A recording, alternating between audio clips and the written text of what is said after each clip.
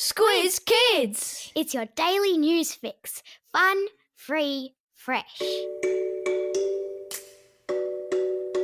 Good morning and welcome to Squiz Kids, your fresh take on what's happening in the world around you.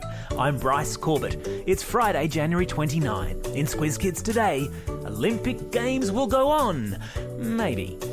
Chip-eating parrot too fat to fly. Here comes the tennis. And all hail the Cairns Crocman. That's what's making news, kids style. The lowdown. The games will go on.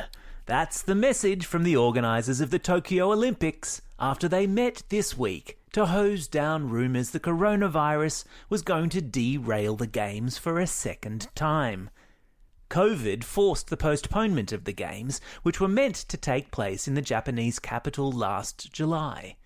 Organisers rescheduled them for this coming July, but with the world still reeling from the coronavirus and question marks hanging over how quickly we can all be vaccinated and when we'll all be allowed to travel overseas again, many have wondered whether the games will go ahead at all.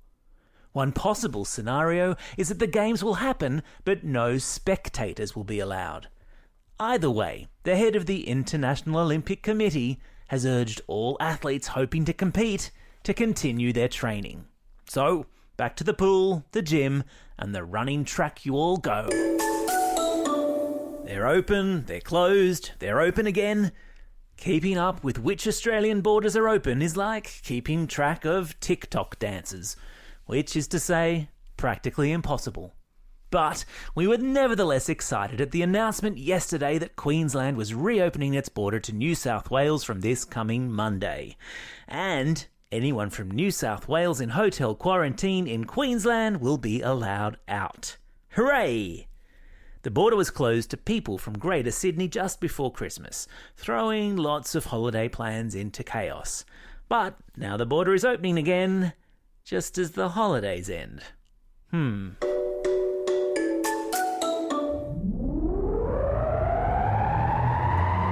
Spin the globe.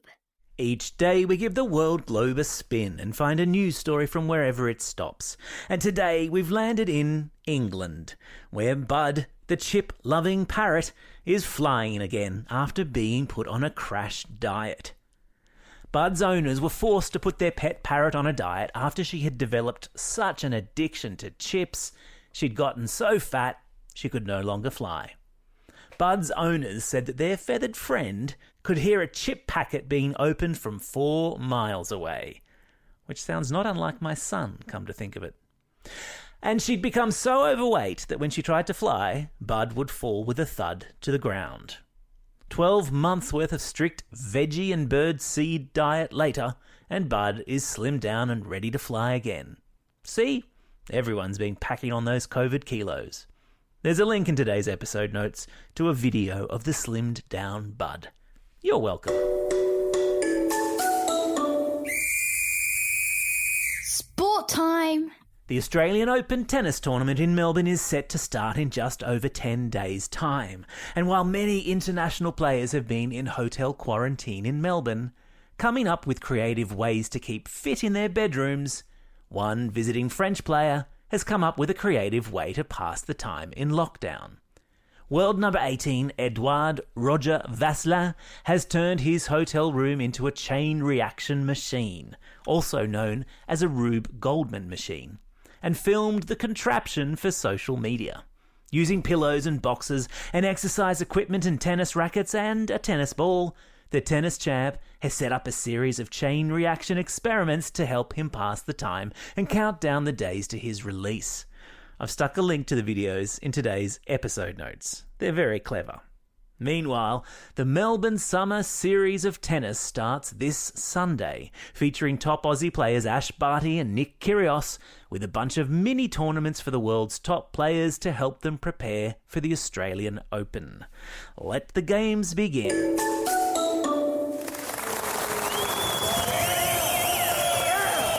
Squiz Kids salutes. They sure do breed 'em tough up there in far north Queensland.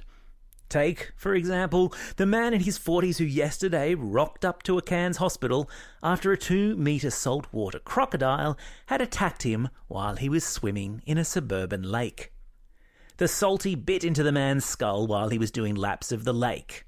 According to police, the man put his hands into the croc's mouth, pried it open to remove his head, pushed away the unwelcome reptile and swam to the side of the lake to get help. Remarkably, the man only suffered cuts to his head, shoulders and hands, which, given how recent studies have found crocodile jaws are the strongest of any living animal since the T-Rex, that either means the man has a very strong skull or is extremely lucky, or both. Local police have warned people not to swim in lakes where crocs are known to live, which seems kind of obvious to me. But maybe that's because I live in a city where even the sight of a cockroach is cause for mild panic. What's up, Fox? Every Friday we check in with Squiz Kids ambassador Flynn, known as the Fox to his friends, to see what he's been reading, listening to and watching.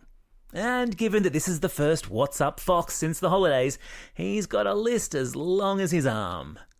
On his reading list this week has been Northern Lights, the first book in author Philip Pullman's trilogy, His Dark Materials. It's called Golden Compass in the US and has been made into a really cool movie. As for listening, he's been getting his country music on with Keith Urban's duet with Pink, On My Own. And for watching, well, this week he's been one of the millions watching YouTuber Wadsy's adventures in Minecraft, where this week Wadsy's been building a pyramid in the desert. As you do. And as ever, there are links to all of these cool things in today's episode notes. Time for the quiz. This is the part of the podcast where you get to test how well you've been listening. Question number 1.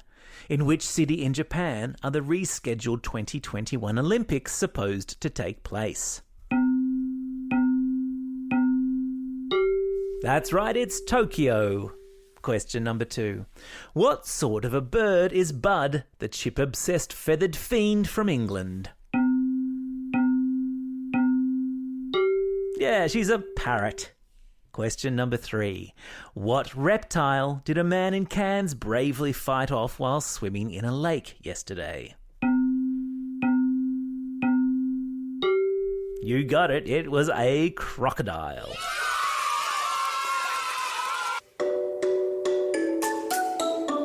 Shout-outs. It's January 29, birthday of The Voice winner and singing sensation Diana Ruvus, and also of Aussie surf champ Stephanie Gilmore. It's also a special day for these Squiz Kids celebrating a birthday today. Zachary and Maya, who are both from Adelaide. And some belated birthday shout-outs also go out to Audrey from Mount Crosby and Ruby from Clavelli. And not forgetting, of course, those Squiz Kids who will be celebrating a birthday this coming weekend. Happy birthday to Lottie from Greenwich, Ava from Wangaratta, and Freya from Cairns. Don't forget, if you've got a birthday coming up and you want a shout-out, or if you'd like a classroom shout-out, drop us a line at squizkids@thesquiz.com.au. Well, that's all we have time for today. Thanks for listening to Squiz Kids. We'll be back again on Monday. In the meantime, get out there and have a most excellent weekend. Over and out. Squiz Kids is proudly supported by the Judith Neilson Institute for Journalism and Ideas.